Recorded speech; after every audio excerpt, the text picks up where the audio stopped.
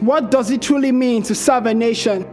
A country that is impregnated every 4 years with promises fathered by our intending leaders, only for a miscarriage to take place after they have succeeded in getting married to her. Nigeria, she, has become a gold mine for matching looters and gold diggers to make plunder from. And then they say the youths are lazy. And it pains me because on election day, the artists and artists are in their studios painting and singing of a Nigeria jaga jaga, while the uneducated artisans are the ones voting in. We may pledge to Nigeria, but if we don't vote, then it becomes a plague that breaks our promises and oaths. We are the leaders of tomorrow, and so in our hands are the dreams and vision of this nation. But when we continue to sleep, then how do we achieve them if we don't wake up? Assalamu alaikum. Greetings from this side to our Father in heaven. This nation is suffering. The leaders you gave us are leading us in pain and misery. Prices of foodstuff going up every year. There's no job for the youth, and yet we still need to pay for basic amenities. This is horrible. You see, they use youths to kill and gain power and then turn back. Call them lazy, now they pretend to be surprised about the increasing rate of fraud, and ritually see they forget that the lessons they give little infants will surely come back. Bite them. You see, we cannot fight with guns, neither do we have the liberty to swing sword, but it's freedom of speech, so we'll fight. Words, and if our votes count, we would fight with our choice, but maybe we should put a little more care before we choose, because 2015 we voted for change that left us in cage. Now they're expecting us to vote for a better life. Come on. We all know the system is screwed. I mean, the writing is on the wall, so please tell me, who are they trying to fool? Am I the only one that see hypocrisy in all that they chatted? They say it's time for the youths to wake up, because we can no longer be victim of circumstance. No longer should we succumb to their cheap promises, because if leadership is the product, then our votes is the currency. And we would not be in a hurry to trade. See, even if exchange rate goes high, we still won't sell. For us to be able to take the future, we must consciously and deliberately seize the moment. Because the ineffective leadership crisis we face today is as a result of deprivation of leadership position from the young generation. Consider the generation icons: Nnamdi Azikiwe, Tafawa Balewa, Obafemi Awolowo. These were people who received leadership position as young people, and they were able to achieve the incredible. But our generation tells us we are not too young to vote, we are not too young to run, but we are too young to lead. In 1983, when this present leadership first took over power, Emmanuel Macron, a French boy, was 6 years. Today, Emmanuel Macron is the president of France and is 41. The old people in leadership position today are people who also receive power as young people, but have turned our government into their retirement homes and have made our natural resources their pension. We have to change this, and the changes we need to make is not to disconnect ourselves from the situation. No, we solve problems not by isolating ourselves from the situation, but by standing up to what is actually required. So it is up to us to save the future. This is the future I believe. A future that the process can be seen from where we are today. But I think there's a problem. And the problem is my problem. And my problem is that I'm a lazy Nigerian youth.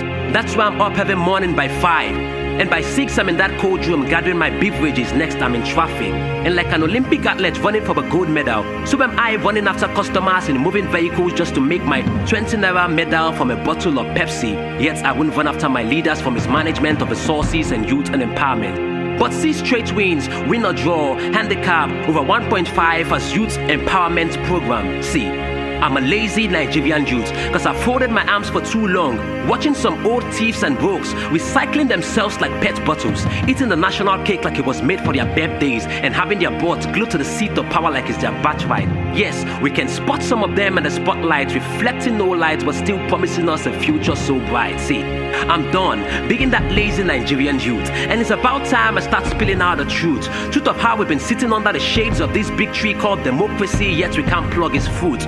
Truth of how products of good government deprive the citizens good governance. Truth of how promise of 45 naira per litre becomes 145. But you see, I'm guessing they mistakenly added the 1. So they have to come back for one more time so that they can erase the 1. But that's just one of their many more lies that has left tears rolling down my eyes. And my advice is that you don't get baptized in their oceans of lies.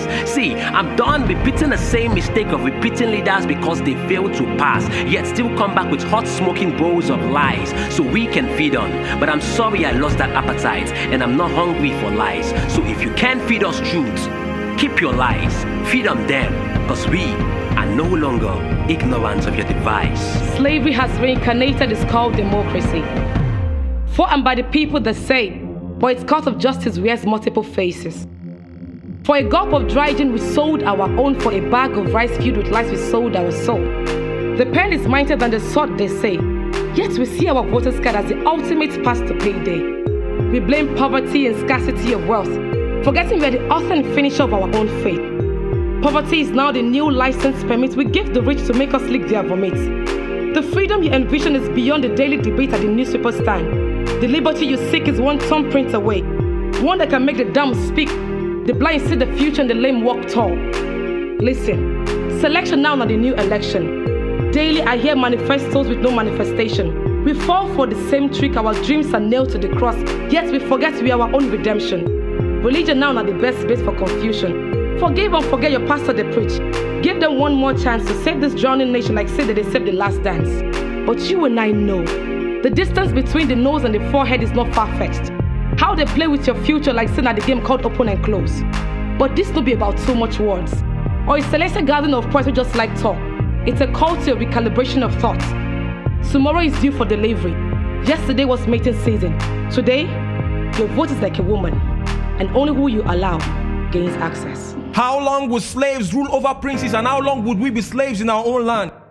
How long are we going to keep finding comfort in the prison of social media and internet while we watch our inheritance drown? How long are we going to keep looking for pleasures just to escape the pain on ground? And how long are we going to keep dancing to the tunes of lies and fall? How long are we going to keep sleeping in the delusion of selfish ambitions while we watch our treasures lost? How long are we going to keep quiet for the fear of losing our lives when it's lost? How long are we going to keep recycling what is old, wretched and lame? And how long are we going to settle for mediocrity due to indiscipline while we watch it eat us like prey? How far is the distance from your back to the wall that you are still being pushed till now? Please tell so we could fix a concrete wall so close to your back right now. We've seen great minds shattered and beauty bruised to fade. We've seen bright dreams being put out and great ideas made dormant. We see great youth sleeping at war while we all are dying. We see giants giving up because they feel no one is trying. It's high time we woke up to take what's rightfully ours. It's high time we spoke up and never to be afraid again. It's high time we fought, for we are not cowards. Not just for you, but for your unborn children. That's where our fathers failed.